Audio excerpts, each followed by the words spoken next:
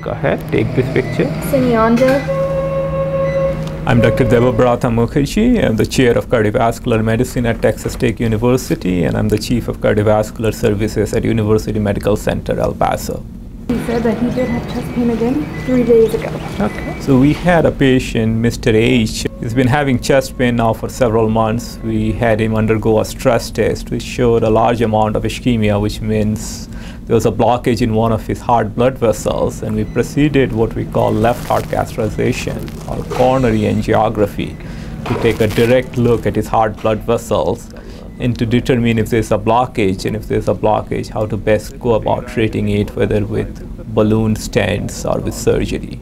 Mr. H, we found a blockage in here in the middle portion of a big blood vessel. We'll try to open it up for you, okay? The right blood vessel, which is another important blood vessel, a dominant vessel in him, was about 90% blocked.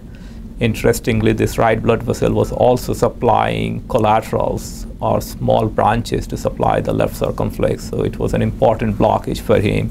And that was where the stress test had shown ischemia, suggesting that the blockage was clinically significant and causing him problems. Balloon's going in. So what we did, we put a wire across this blockage, opened it with a balloon, a tiny inflatable device, and then put a drug-coated or a medicated stent across this blockage and opened it up completely, restoring normal flow without any evidence of any blockage. Very nice. Mr. H did very well. He actually went home the next day. His chest pain has completely resolved. We're getting him back into physical activity. Again, we'll work with him to get his cholesterol down, get him physically active so he does not develop a new blockage. Now that his blockage is taken care of, he's fine, but what we want to avoid is another blockage that can cause problems down the future. Typically, the blockage itself or the block is a combination of cells and cholesterol. So high cholesterol is one of the more important risk factors, and taking care of your cholesterol, including checking it after somebody's 25 on a regular basis, is important. You want to keep the bad cholesterol down, and by doing other things like exercising regularly, you can increase your good cholesterol. Other things that predisposes somebody to have blockages is high blood pressure.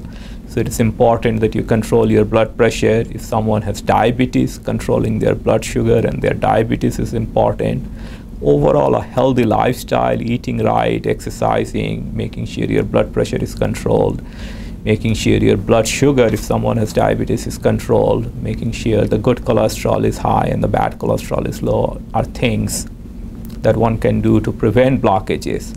And this starts very early in life. So even kids or adolescents which are overweight should be watching their weight, should be doing the right things. The earlier you start prevention, the less likely someone will get heart disease when they're older. So Mr. H, we took care of the blockage. Shouldn't be having any more chest pains.